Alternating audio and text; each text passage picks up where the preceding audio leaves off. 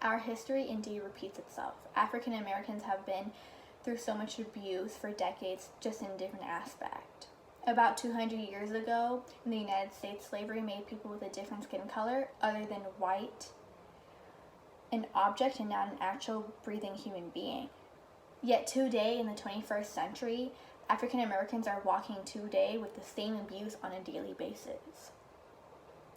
And Titus wants to express what he sees on the street into his art and just give Black art a voice.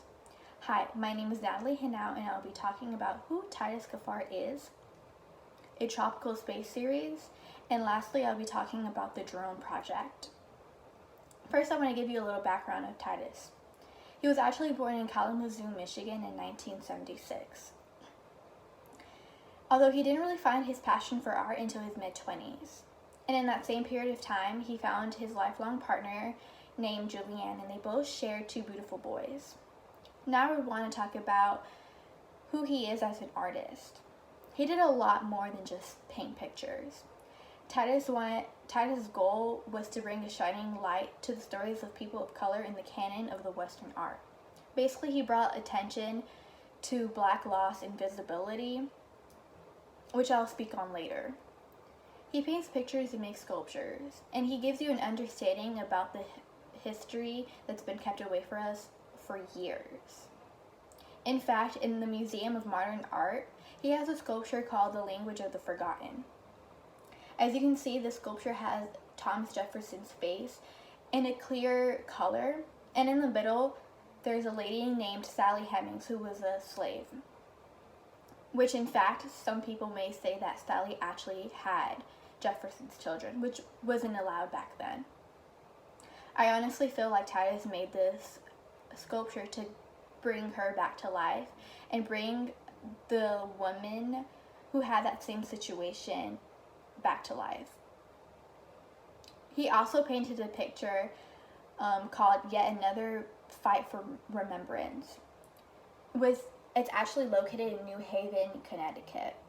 And in this picture, you see African American men standing up in the middle of the protest. And in the white painting, that represents the disappearance of each individual. This painting is about police brutality, which is why they're in the hands up, don't shoot position. And Titus' message is, just because some people may not talk about it does not mean that it's not happening right now, tomorrow, or in a few more weeks. Now talk about the Tropical Space series, which is focused on Black loss and visibility, which I said earlier. The main image that you see is an African American mother holding their child, and their child is actually cut off.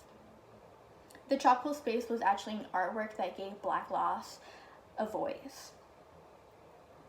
It represents racism that's happening today and the young Black lives that were lost, such as Trayvon Martin, Michael Brown, Breonna Taylor, George Floyd, and many more. There's actually a painting called The Braiding Possibility, which is in the Tropical Space series. And on one side, a mother's braiding their child's hair. And on the other, the mother's still braiding their hair, but the child is actually not there anymore. Titus said, and I quote, "Once you make a thing and you put it out into the world, it is separate from you and you have no control over it." I think he's talking about having children. Once you have a child and you birth that child, you have no control. And you absolutely have no control over someone else's actions. Now I want to talk about a piece that's really, really personal to Titus, called the Drone Project. It's actually about his father and what he discovered when he was looking up his father's prison records. Titus was looking up his father's name called Drone Kaphar. And in that search, he found millions and millions of men whose name is the same as his father and was actually still incarcerated. In this project, he has 5 different drones with the 5 different men who had the same name as his father. And in the drone, it's actually painted in gold leaf, which is actually represents power in art. It also is dipped in tart, and tart gives a representation of how long they've been incarcerated. Although Titus believed that that wasn't enough. He believed that more people needs to understand that the criminal justice system, there's something going on. It's not fair through all planes. So what he decided to do was get each drone and dip it more in tart from over their mouth and nose. And why did he do that? He did that because he wanted to show how they were silent, how they were robbed from their rights every single day when they're incarcerated from the criminal justice system. In conclusion, I talked about Titus, who he is, the Tropical Space series, and the Drone Project.